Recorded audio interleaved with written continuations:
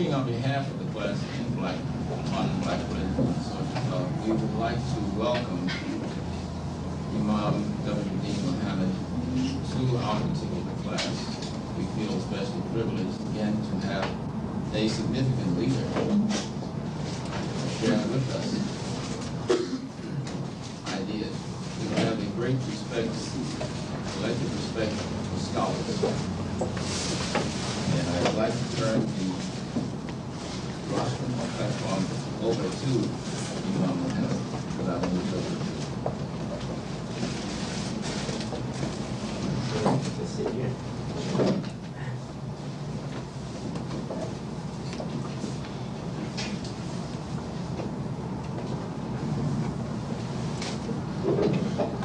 Let me first say peace be unto you, as we always say this. Assalamu alaikum, we say, and peace be unto you.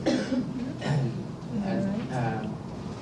express my appreciation for the opportunity to address the class of the professor here. And I have been informed some of the things that you would like to hear us speak on and talk about. I'm going to proceed now to present to you some picture of the organization. It's called Nation of Islam, Black Muslims, many names. And its character, I believe that the character of the organization has determined the future of the organization. Where we are right now has been determined by the character of the organization. And many times a movement has one appearance to outsiders, but to an insider it has altogether different appearance.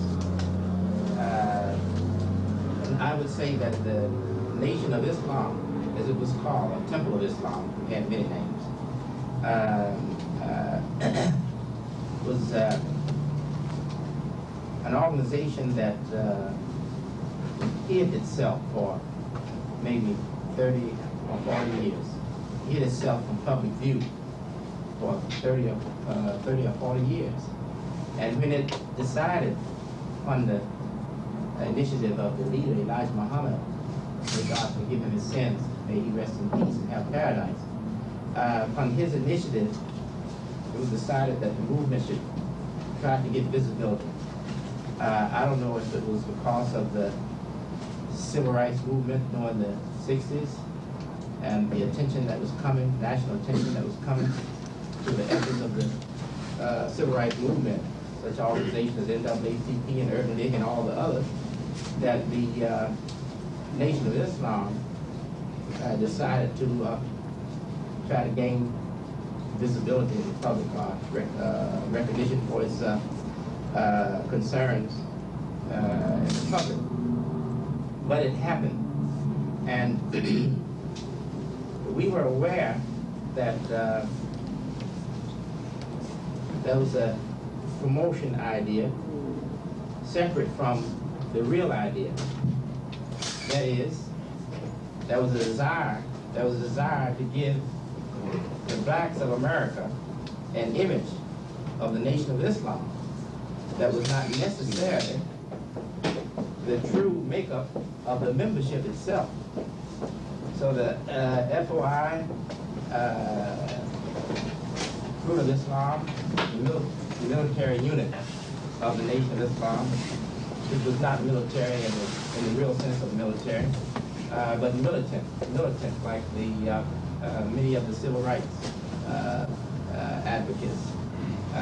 The military of the Nation of Islam, called FOI, or Fruit of Islam, was used to build that kind of image, the image that was desired for the Nation of Islam, an image of a dissatisfied, angry, dissatisfied, resolute black membership.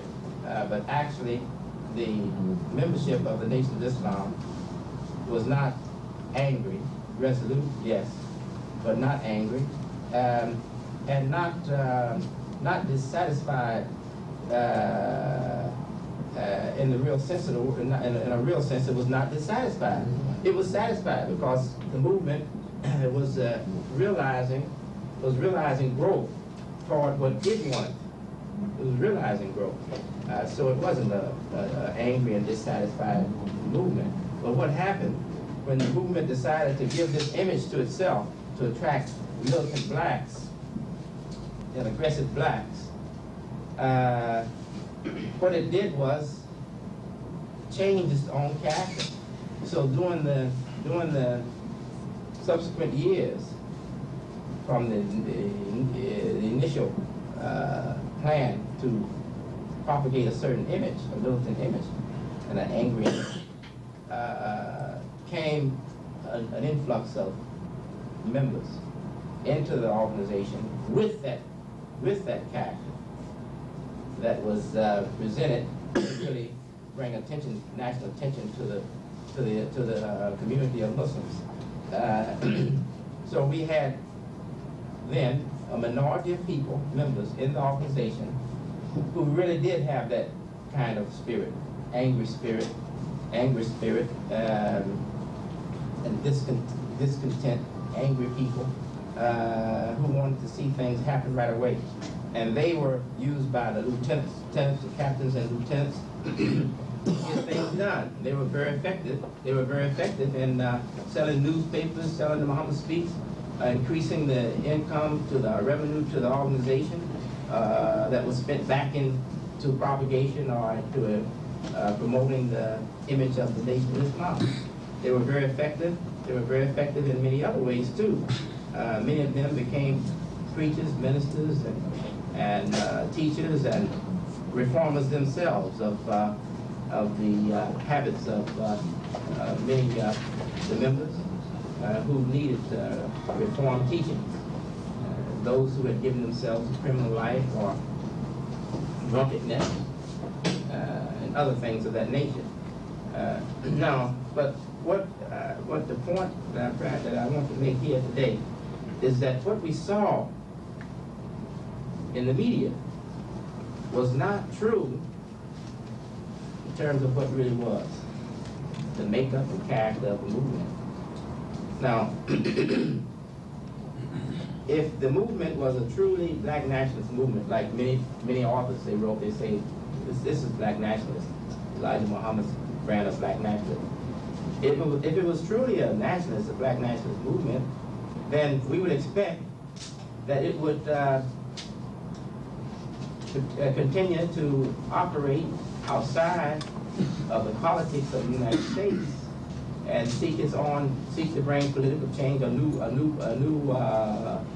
political movement, or a new nation, or exit from America into Africa for a new national identity. And if it was truly a reform movement, then what kind of reform was it seeking? If it was seeking improvement upon the life of the African American and saw certain developments in the life of the African American community as being detrimental or unwanted, then that reform, realizing its objective, that is to bring about the man, the ideal black man, would then rest at that point, If the movement was a workers' movement, if it was seeking material progress, material enrichment for the membership, then once it achieved that, it should rest too. If it was a spiritual movement, like what I think the movement of freedom in this country, the African American movement of freedom in this country, I believe is essentially a spiritual movement. If it was a spiritual movement, then I wouldn't think it would rest until the soul is free. Until the soul is free. Until we're comfortable with ourselves as people in America. And what I'm concluding with, I know we don't have that much time, I'm concluding with that point, and that is that the movement called Nation of Islam, the Temple of Islam, was essentially a spiritual movement. A spiritual movement, not in the church sense, a spiritual movement in the sense of intellectual liberation, the liberation of the intellect, the liberation of the human intellect. A spiritual movement in that sense.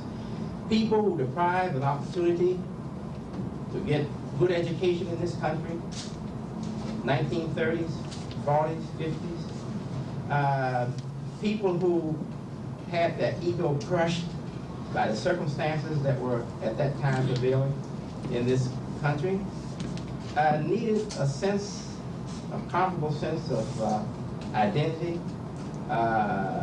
They needed to experience intellectual adventure, and all of this was not obvious to them. I don't believe it was hard to find any single one of us who could explain to you exactly what our spiritual needs were. We would say, well, we're Muslims, we want to be Muslim, but what exactly was stirring us and motivating us to follow the Honorable Elijah Muhammad and discipline ourselves and accept a completely new life? I don't think most of us could identify exactly what was motivating us, exactly what we wanted. But now, many of us can. We realize that what we wanted was to come into the world of civilization, into the world of understanding, into the world of enlightenment. Our souls needed enlightenment. Our minds needed freedom because our souls didn't have enlightenment. And that's essentially what we were. That's essentially what we are today. We are a movement that's trying to continue that process of liberating the soul of the African American. And the only way to liberate the soul of the African American, in our opinion, is to enlighten the African American in a natural and sensible way, so that the African American doesn't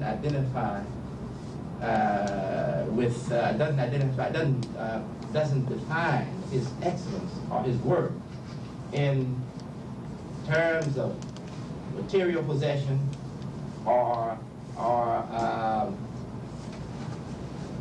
black militancy, but in terms of the content of his mind, as most of the noted leaders of the black people have told us. That's the need. In terms of the content of his mind.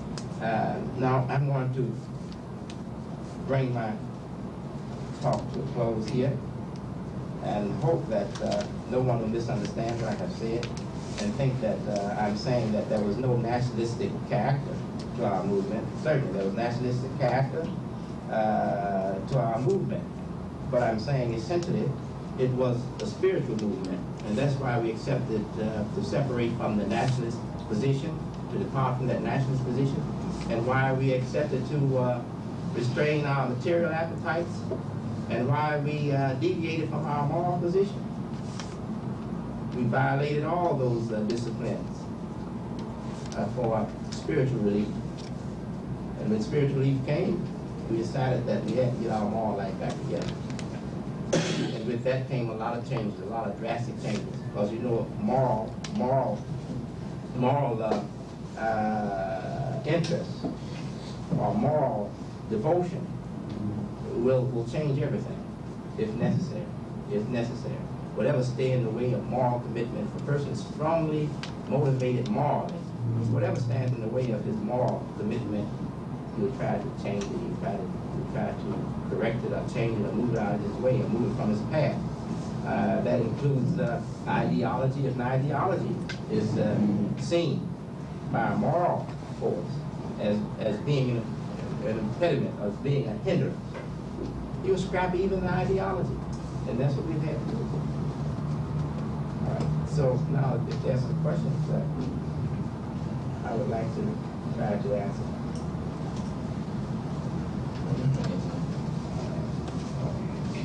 Yes. Do you think there's a deliberate movement on the part of media to discredit, even now today, or limit the exposure of the Muslims? To discredit? To limit the exposure of them to the media? Certainly I do. Yes, I do. Have y'all been involved in anything to increase your exposure? Yes, I believe I believe we feel that, most of us feel that a disservice has been done to our community by the media. And given the image that would sell the newspapers or gain them more TV viewers, you know, and not doing justice to exactly to what exactly we represent. As other Muslims who chose to stay in the old way, I believe they feel the same, and they think that the media hasn't been fair. We take the same position that the media is not fair. The media looks for profit to the media. And it will do so much for us, or so much for justice, and the rest of it is money. That's the world, you know. So we accept that. We accept that. We do our best to try to reach the public ourselves. We can't be effective as we could if we did receive, I would say, media coverage, adequate or good media coverage. But we are not satisfied just to wait for the media to do what we think it should do, and that is present the truth of Muslims in this country. We try to do our best to reach the people of the country ourselves with propagation efforts. Appearances like this one, this is a great opportunity right here today. Yeah, I would like to know, is Muslim or Nation of Islam, is it this a religious movement? Is it all about religion? Yes, Well, yes. Essentially, it was a spiritual movement, and I wouldn't say religious movement, spiritual movement, but yes, a religious movement too, but more a spiritual movement, simply because we were not aware of what Islam really was, and we were given terms such as Nation of Islam, Mecca, Quran, and such language, such terminology, Islamic terminology. But really, in design, we were more, I would say, church-like, more Trinitarian in our religious ideas than we were Muslim. And what is the Muslims' goal? Like, what is it that you are after? Well, Wanting yes. to or want? Yes. Our needs were the same as the needs of most African Americans or blacks in this country, and where some sought to address those needs through politics, we sought to address it through religion, because that was the avenue open to us, you know, introduced. But I think our aspirations are no different from the aspirations of most African Americans in this country.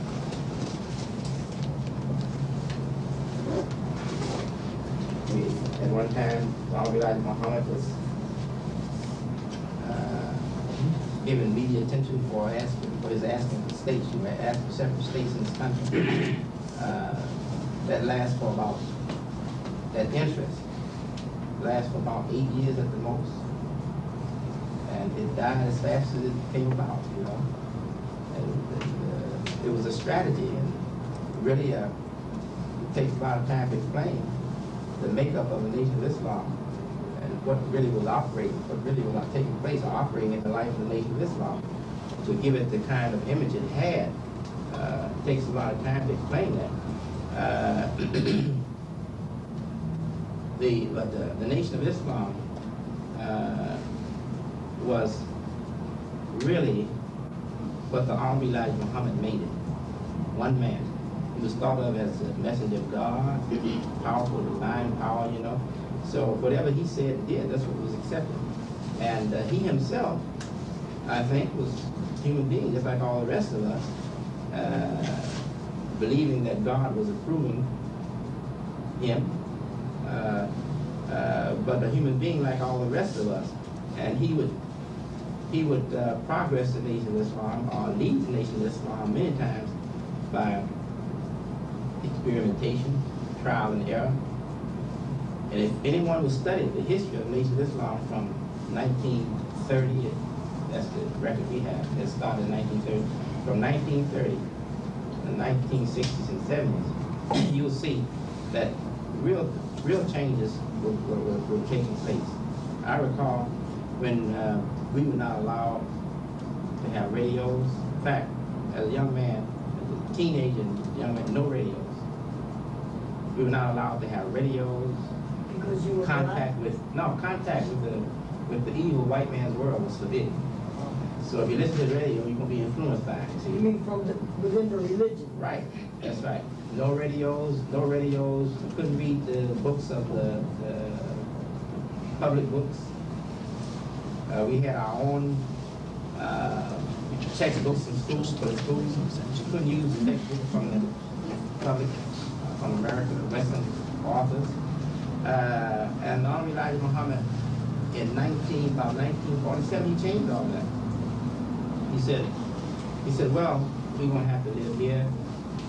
After all, the world is not gonna come to an end right now, so we have to live here. So let us do something to improve our situation while we're here. That became his new philosophy. So he came out with a new philosophy about 1947.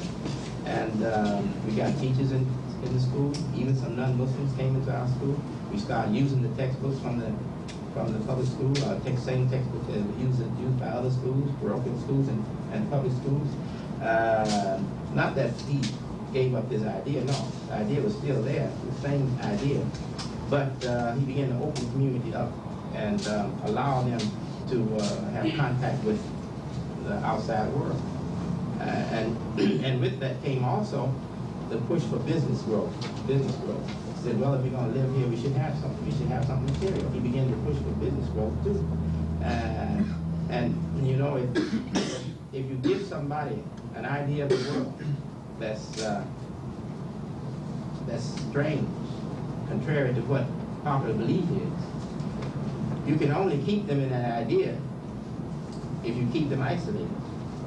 Once you allow the curious mind to come in contact with the real world, then you're going to lose those people.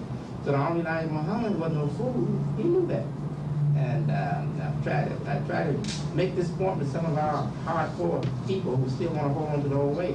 I said, look, you think I'm going wrong? The Honorable Elijah Muhammad sent me wrong if I'm going wrong.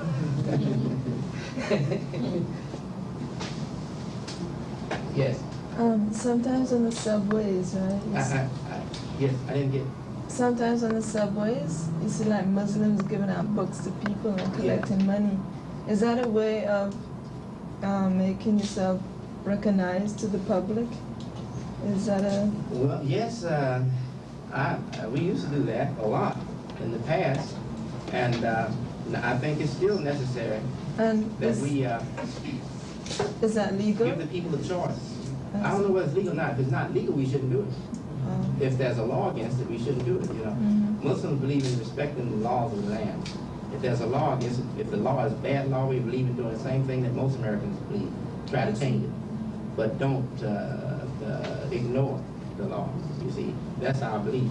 Now, if it's not legal, then they shouldn't be doing that. Mm-hmm. And I don't know if those are our people, because a lot of people call themselves Muslims, you know. Yeah. And it could be another group, I don't know. But if it's members of our community, then I would speak for them. They shouldn't be doing that. Okay, thanks. Yes. I have a question. I hope I remember the gentleman's name correct, but I think it was Wallace Muhammad in the news a lot lately with Jesse Jackson. Right, this is a splinter group for your organization or your part of the same organization. And the second part of the question is, are you as political as, like, say, the Black Baptist Church, like in America now, that's the most political basis from the organization is political. Is that, as official policy, involving yourself in American politics? Yes. Yes, the first part of the question. No, we are not the same. Minister Louis Farrakhan, he chose to stay in the old idea. Really, I don't think he's in the old idea as much as he perhaps believes he is, But he chose to take that road for various reasons. So we represent ideas that are poles apart. Poles apart. In fact, your Baptist idea of religion is closer to what we believe in than what Farrakhan represents. We would identify religiously more with what you Baptists believe than we would identify with what Farrakhan believes. Now, as for political involvement or political position of the community, I would say it's the same. It's the same. It shouldn't be any different. I don't know exactly the political interest in the Baptist movement. I'm not aware, of just how the Baptists would view political involvement on the part of black people. I can't recall hearing it addressed by the Baptists or anything, but I would think that their position is no different from the position of most organized, well-meaning blacks in this country. And if that's so, then our position is the same. We feel the same. Our commitment should be the same.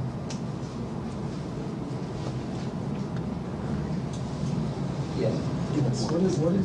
This is the Nation of Islam now called the Muslim Mission or World Religious Islam? What is the official name of the organization? American Muslim Mission. Is the official name? Well, his name. What's the name? His name we known by, American Muslim Mission.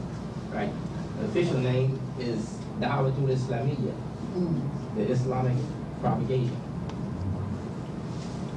So who will understand that? So we want Americans to know that we are in America and we're here to stay, We're not going anywhere except in. We're not going out. I see in Harlem every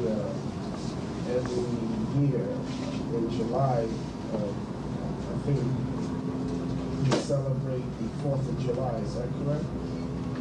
We celebrate the 4th of July. There's some kind of march activity that happens. Oh, a Patriotism Day.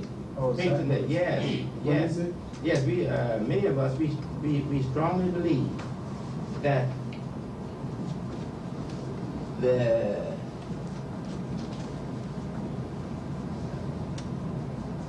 the absence of staying power and effectiveness in the African American drive to gain admission, complete admission into life of this country, the life of this country, is due to him still being an outsider in his spirit. He's an outsider. I talked to many who have, long before we decided that we wanted to help African American efforts in politics, etc. I talked to many of them who've been doing that all their life. When they talked to me, I said, what? I'm surprised. I said, you're more separatist than we were.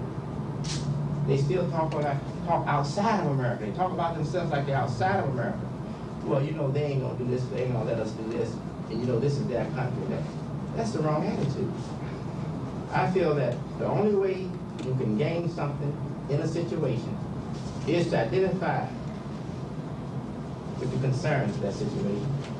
And if you can identify with responsibility for that situation, you'll do even better. So we are trying to promote patriotism where the members of our community identify as owners of this country. As owners of this country, as shareholders in this country, as people responsible for the future of this country, just as any white man, anybody else. And to do that, we need a sense of attachment to this country. So we have our own idea of patriotism. It doesn't mean waving the flag and telling everybody that has a different idea to go home. America is not for you. There are all kind of patriots. Yes. Do you see the Nation of Islam growing stronger in the 80s, in the United United States and maybe internationally? Actually, that's an old idea. We shouldn't even think of the Nation of Islam growing stronger anywhere. Because in that sense, we are no Nation of Islam. When Muslims speak of nation in that sense, they use the term watan.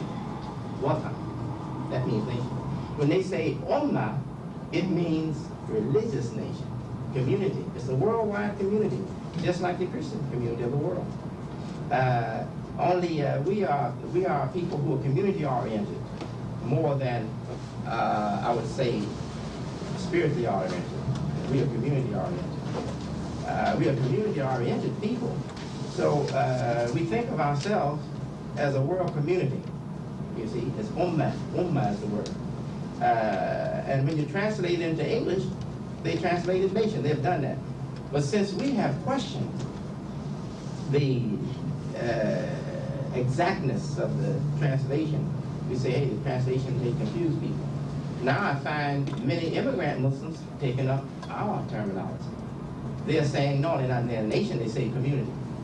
The world community, or the Muslim community of the world. They're using that same language. And I don't say that, I don't say that they were ignorant. No, they weren't ignorant. If they were ignorant, it's because they don't know our language. You know, they come over here and they don't know the American language, the Western language that well, to know how to see the small differences in meaning, you see. And they took up the nation for the community, but it shouldn't be nation, because nation has strong political connotations.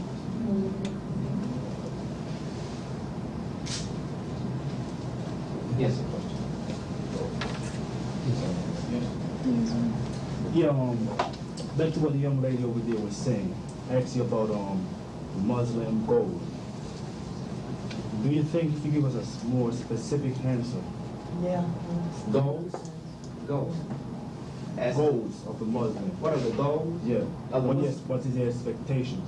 Do you Yeah. think if you give a more specific answer, we all could understand All right. what you're out there for? People will give you all more respect. Because really, a lot of people don't know what you're all about.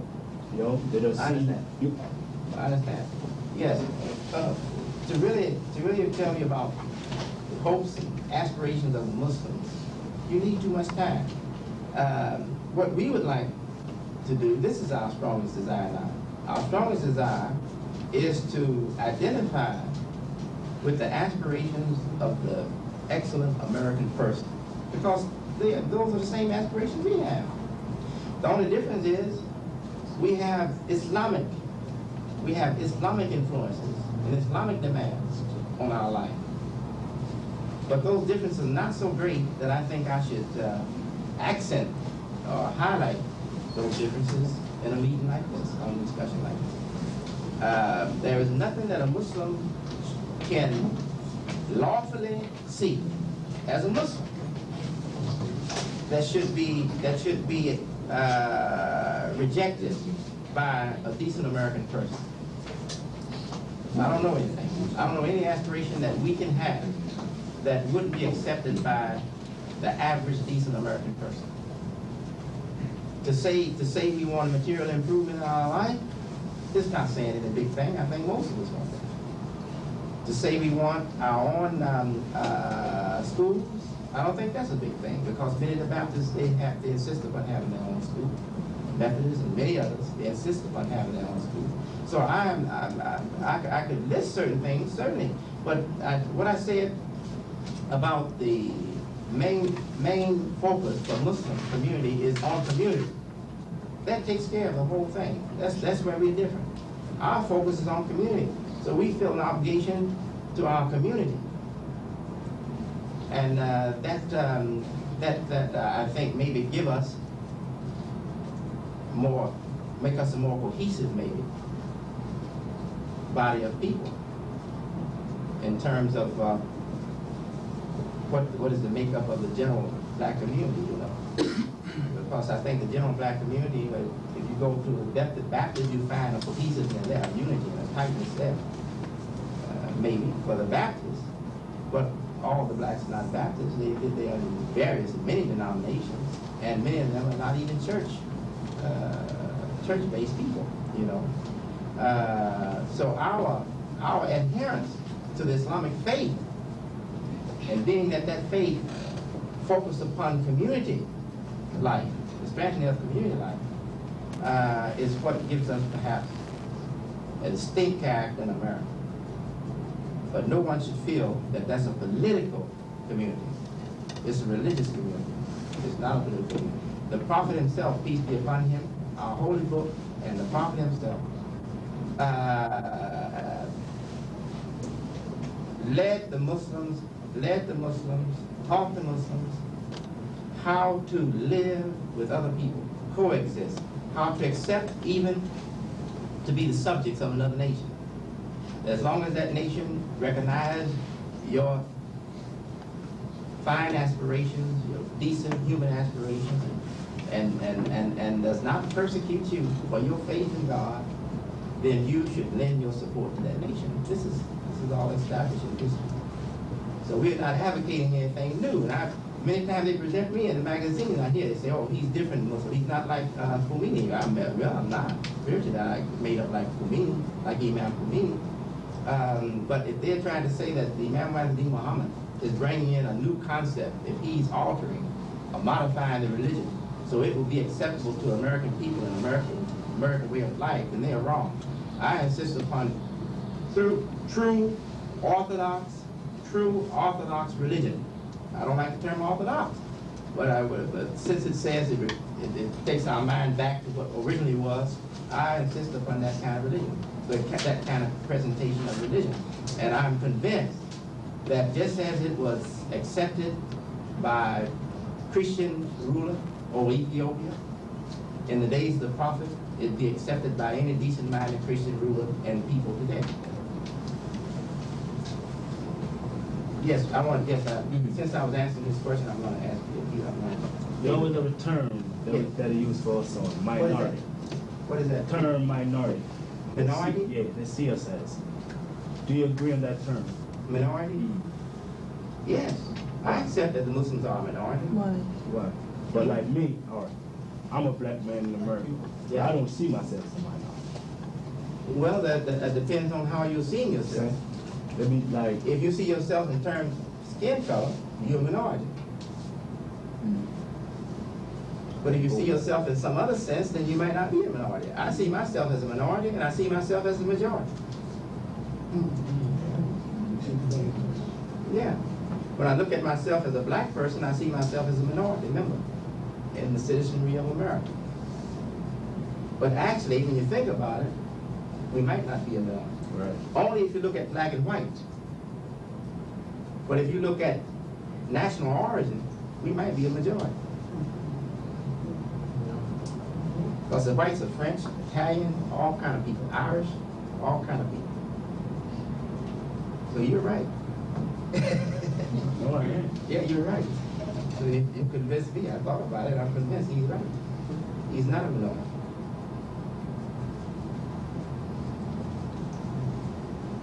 Yes. What I would like to ask you is the situation how the media is depicting the black Christians and black Muslims, and at the same time you was using a Jewish issue to make confusion. How would you see it be fit to make sure that there would be less confusion for black Christians and for Jewish, say the Jews and the black Muslims at this time, as you can see with media? The only way I know to deal with that problem is to promote cooperation, friendship, cooperation between the major faiths, our religion, Judaism, Christianity. I don't think we could do as much trying to address the separate issues as we could by just insisting upon encouraging respect and cooperation between the faiths. Because after all, we belong to one strand of revelation or prophecy. prophets for the Jews and the prophets for the Christians are the prophets for the Muslims. And we find that there's a strong effort now. In fact, it has been on the way for some time now, for at least 10 years. In Saudi Arabia, and strong religious centers of the Islamic world, and Catholicism, Protestantism, to bring the faiths together. And there's good participation from the Jews in this effort, interfaith effort. I support that, and I try to stay away from the other conflicts and problems. Not that they're not important, but I don't think I can do as much by addressing those as I can by addressing the unity of the three great religions. I think we have time for just about one more question. I would like to ask, what is your religion's feeling on the empowerment and the advancement of women, politically, socially, economically, nationally, and internationally? Yeah. Well, I talk to scholars in the religious people, higher up, more important than I am in terms of what they represent, what they're responsible for, many more people, etc. And I'm convinced that most of the Muslims are in line with the teachings of the Quran and the Prophet, our holy book and the Prophet. They applaud the progress of the woman in the world today. But they frown upon what we call the exploitation of the woman. We think that the West is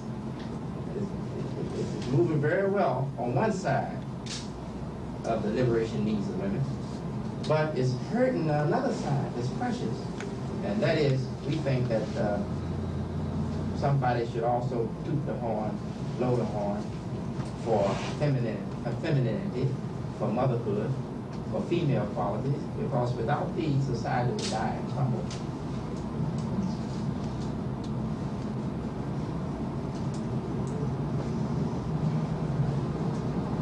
All right, thank you.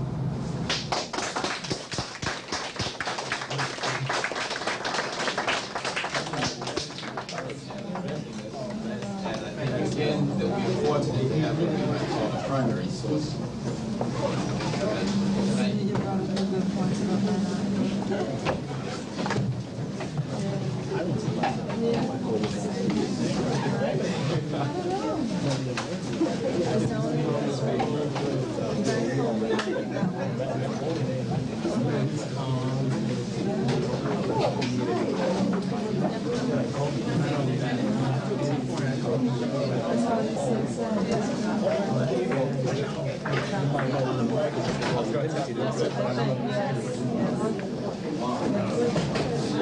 So that's the